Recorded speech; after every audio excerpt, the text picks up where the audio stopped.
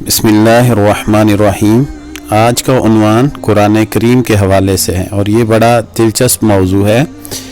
मैंने जब भी सूरतुल अल-माइदा को आयत नंबर 27 से 32 तक तिलावत किया है तो अल्लाह ताला ने इसमें आदम अलैहिस्सलातु वस्सलाम के बेटे को तरीक़ा तदफ़ीन समझाने के लिए और बताने के लिए एक कव्वे का इंतखाब किया।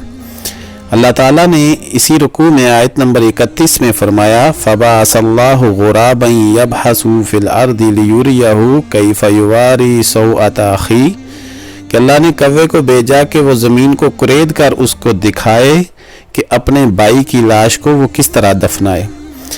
तो इस आयत को पढ़कर मेरे जहन में एक सवाल आता था कि अल्लाह ताला ने कव्वे का इंतखाब क्यों किया। तो इसकी जवाब की तलाश में मैंने मुख्तलिफ किताबों में देखा।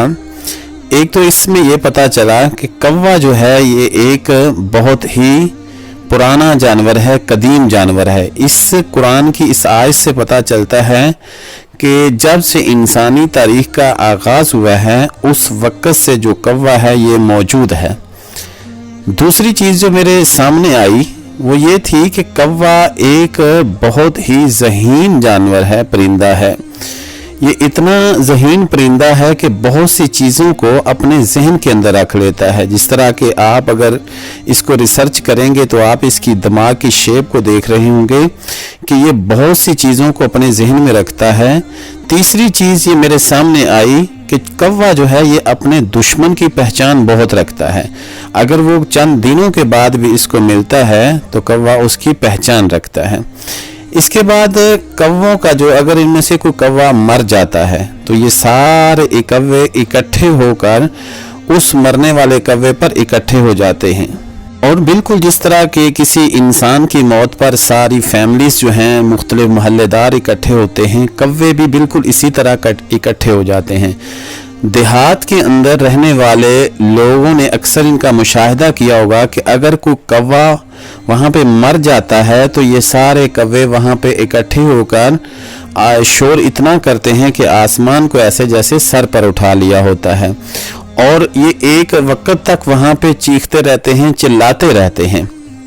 और इनके अंदर बिल्कुल उसी तरह खुसूसियात मौजूद हैं कि जिस तरह इंसान एक सोशल एनिमल है, ये इकट्ठा रहना पसंद करता है, एक दूसरे के साथ इकट्ठा जो है ये इनका ताआवुन होता है, एक दूसरे के साथ किरदार होता है। इसी तरह जो कौवे हैं ये भी इकट्ठे रहते हैं।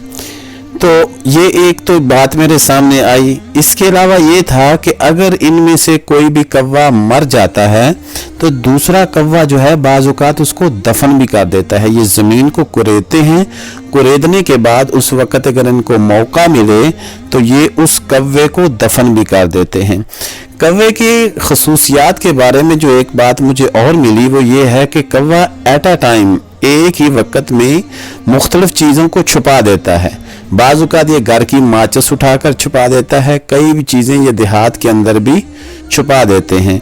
तो एक ही वक़्त में 4 से 5 जगहों पर चीज़ें छुपाई हुई कौवा जानता है कि मैंने कहाँ छुपाई हैं। इसके अलावा ग्रोहों में रहना, यानी कि आप इनको देखेंगे ये सफ़र भी कर रहे होंगे, इकट्ठे कर रहे होंगे।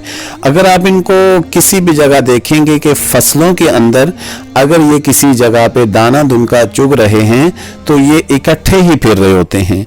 इसके अलावा अगर आप इन कौवों को देखेंगे तो इनकी जो आपस परवाज़ होती है या दरख्तों पर बैठना होता है, दरख्तों के जो बांसों के झुंड होते हैं वहाँ पे जब ये इकट्ठे होते हैं और अपनी आवाज़ बुलंद शाम के वक़्त करते हैं तो कौवे जो हैं ये सारे के सारे इकट्ठे होते हैं।